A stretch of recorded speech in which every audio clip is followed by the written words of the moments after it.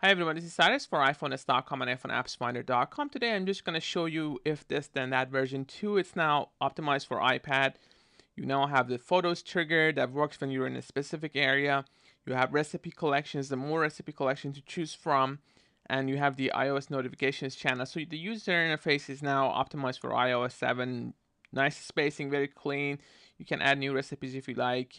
You can see the channels that I've activated. Let's say I want to add something here, and I can choose all these different channels, and there's just so many of them available.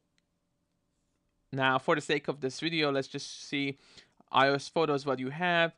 Obviously, you have the standard ones, and now you can, for instance, see if you have taken a photo in an area, and you can choose what area. Let's say, let's add one zip code.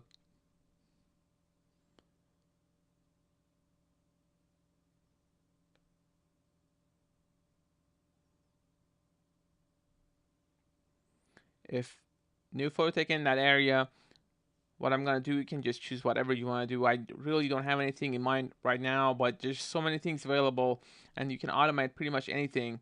And you have Google Glass, obviously, which is my favorite. You have iOS notifications, which again, you can send notification if you like, if you've taken a photo in that area. So you saw what I did there. So I chose that channel. I use what's going to trigger this and what the action is going to be. So it's up to you what you want to do, but at the same time, there are just so many options available, and that's the beauty of if triple T or if this and then that, and it really can all you can automate a lot of good things. Let's say, let me go back here and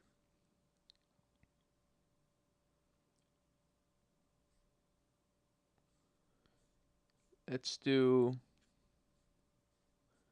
a RSS feed. So Feedly, for instance, if there is an article or just a feed, it can be anything. It can be a time. Let's just do a time. So every day at what time? At 7 a.m. And then I'm going to go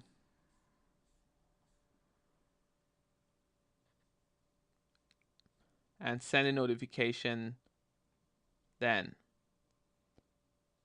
Once you activate that channel, you will be able to do it.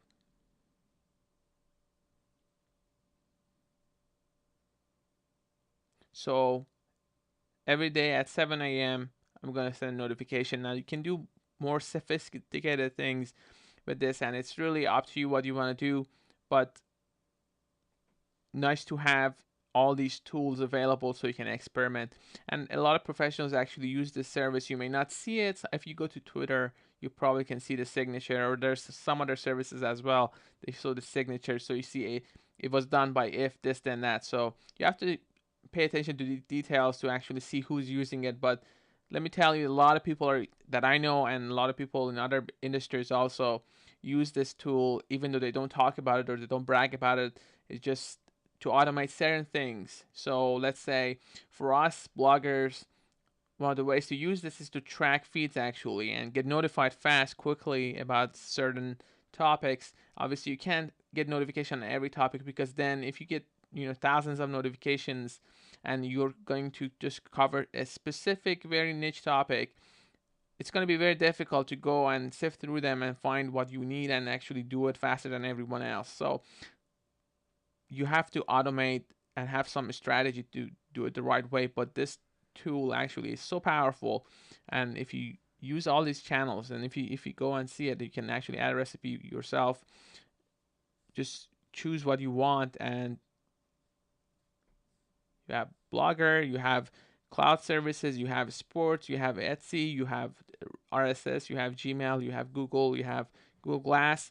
So lots of options available. And as far as the rest of it is pretty similar to what we covered in the other video that we did a few months ago, I think.